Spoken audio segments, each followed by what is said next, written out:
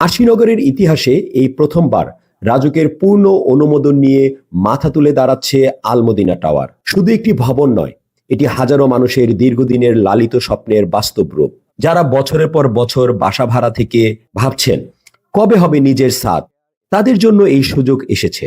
ভবনটি দাঁড়িয়ে আছে আশিনগর বাজারের ঠিক প্রাইম একটি লোকেশনে এবং এটি একটি কর্নার প্লট। সামনেই রয়েছে 30 ফিটের প্রশস্ত সরকারি রাস্তা এবং দক্ষিণ পাশে 12 ফিটের একটি শাখা রাস্তা, অর্থাৎ দুই দিক থেকেই খোলা আলো বাতাসের ভরপুর একটি দক্ষিণমুখী প্লট। লোকেশন একবারেই নিখুঁত।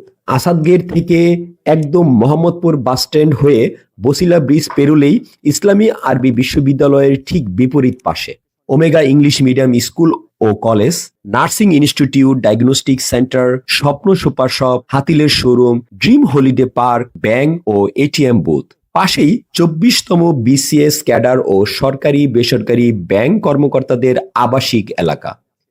রাজধানীর যে কোনো প্রান্ত থেকে যাতায়াত ব্যবস্থা খুব সহজ এবং দ্রুত ও ঝামেলামুক্ত।